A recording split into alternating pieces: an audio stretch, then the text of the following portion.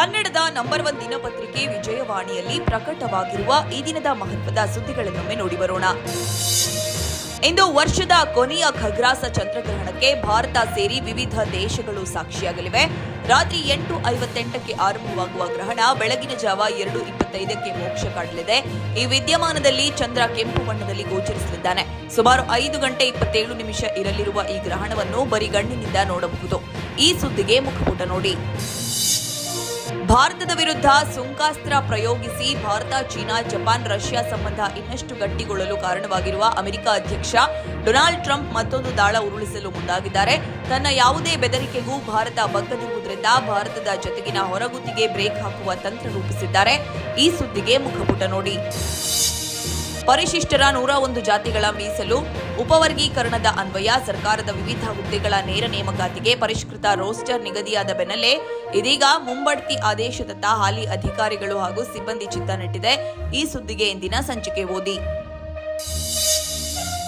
ವೈವಾಹಿಕ ಸಂಬಂಧ ಸೇವೆಗಳಿಗಾಗಿ ಹುಟ್ಟಿಕೊಂಡ ಮ್ಯಾಟ್ರಿಮೋನಿಯಲ್ ವೆಬ್ಸೈಟ್ಗಳಲ್ಲಿ ನಕಲಿ ದಾಖಲೆ ನೀಡಿ ನೋಂದಣಿ ಮಾಡಿಸಿಕೊಂಡು ವಂಚನೆ ಮಾಡುವವರ ಸಂಖ್ಯೆ ರಾಜ್ಯದಲ್ಲಿ ದಿನೇ ದಿನೇ ಹೆಚ್ಚಾಗ್ತಾ ಇದೆ. ಈ ಸುದ್ದಿಗೆ ವಿಜಯವಾಣಿ ಓದಿ. 2 ಖಲಿಸ್ತಾನಿ ಉಗ್ರರ ಗುಂಪುಗಳಿಗೆ ಕೆನಡಾದಿಂದ ಆರ್ಥಿಕ ನೆರವು ಸಿಕ್ಕಿರುವುದನ್ನು ಕೊನೆಗೂ ಅಲ್ಲಿನ ಸರ್ಕಾರ ಒಪ್ಪಿಕೊಂಡಿದೆ. ಈ ಸುದ್ದಿಗೆ ದೇಶ ವಿದೇಶ ಪುಟ ನೋಡಿ. ತೆಲಂಗಾಣದಲ್ಲಿ ಕಾರ್ಯಾಚರಿಸುತ್ತಿದ್ದ ಬೃಹತ್ ಮಾದಕ ವಸ್ತುಗಳ ಜಾಲವನ್ನು ಮಹಾರಾಷ್ಟ್ರದ ಪೊಲೀಸರು ಭೇದಿಸಿದ್ದಾರೆ.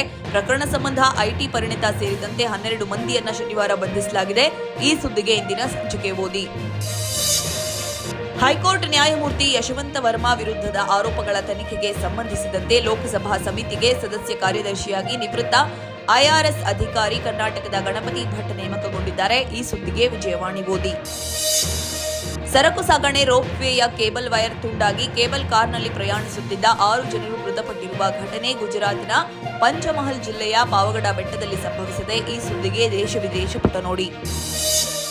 ಧರ್ಮಸ್ಥಳ ಬುರುಡೆ ಪ್ರಕರಣದ ಆರೋಪಿ ಚಿನ್ನಯ್ಯನನ್ನ 14 ದಿನಗಳ ನ್ಯಾಯಾಂಗ ಬಂಧನಕ್ಕೆ ಒಪ್ಪಿಸಿ ಭದ್ರತೆಯ ದೃಷ್ಟಿಯಿಂದ ಶಿವಮೊಗ್ಗ ಕಾರಾಗೃಹಕ್ಕೆ ಶಿಫ್ಟ್ ಮಾಡಲು ಬೆಳ್ತಂಗಡಿ ನ್ಯಾಯಾಲಯ ಆದೇಶ ನೀಡಿದೆ. ಎಸ್ಐಟಿ ಕಸ್ಟಡಿ ಅವಧಿ ಸಮಯ ಕೊನೆಗೊಳ್ಳುತ್ತಲೇ ತನಿಖಾಧಿಕಾರಿ ಜಿತೇಂದ್ರ ದಯಾಮ, ಬೆಳ್ತಂಗಡಿ ಹೆಚ್ಚುವರಿ ಸಿವಿಲ್ ಮತ್ತು ಜೆಎಂಎಫ್ಸಿ ನ್ಯಾಯಾಲಯದ ನ್ಯಾಯಾಧೀಶ ವಿಜಯೇಂದ್ರ ಎಚ್ಡಿ ಅವರು ಎದುರು ಹಾಜರುಪಡಿಸಿದ್ರು. ಬಳಿಕ ಚಿನ್ನಯ್ಯನನ್ನ ನ್ಯಾಯಾಂಗ ಬಂಧನಕ್ಕೆ ಒಪ್ಪಿಸಲಾಯಿತು.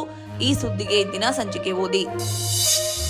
ಭಾರತೀಯ ವೈದ್ಯಕೀಯ ಮಂಡಳಿ ವತಿಯಿಂದ ರಾಜ್ಯ ಸರ್ಕಾರಿ ವೈದ್ಯಕೀಯ ವಿಜ್ಞಾನ ಶಿಕ್ಷಣಕ್ಕೆ ಹೆಚ್ಚುವರಿ 400 ಮೆಡಿಕಲ್ ಸೀಟುಗಳು ಲಭ್ಯವಾಗಿವೆ. ಈ ಸುದ್ದಿಗೆ ಸಮಸ್ತ ಕರ್ನಾಟಕ ಪುಟ ನೋಡಿ. ಟೆಕ್ ಟೀಚರ್ ಬೋಧನೆ ಕಲಿಕೆಯ ಹೊಸ ಆಯಾಮವಾಗಿದೆ. ಈ ತಂತ್ರಜ್ಞಾನ ಭಾರತದಲ್ಲೀಗ ಕ್ರಾಂತಿ ಮಾಡ್ತಾ ಇದೆ. ಈ ಕುರಿತ ವಿಶೇಷ ಲೇಖನಕ್ಕೆ ವಿಜಯ ವಿಹಾರ ಓದಿ.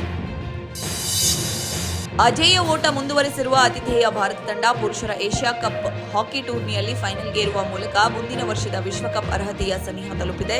ಈ ಸುದ್ದಿಗೆ ಕ್ರೀಡಾಪುಟ ನೋಡಿ.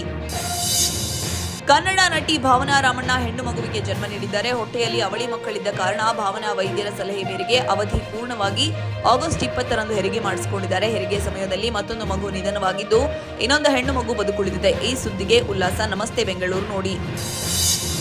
ಇವಿಷ್ಟೇ ಅಲ್ಲ, ಮುಂಜಾನೆ ಮಾತು, ಅಂತರಂಗ, ಭವಿಷ್ಯ, ಮನೋವಿಕಾಸದ ಕಾಲಂಗಳು, ಕ್ರೀಡೆ, ಸಿನಿಮಾ, ದೇಶ ವಿದೇಶಗಳ ಭರಪೂರ ಸುದ್ದಿಗಳ ವಿಶೇಷಗಳಿಗಾಗಿ ವಿಜಯವಾಣಿ ಓದಿ.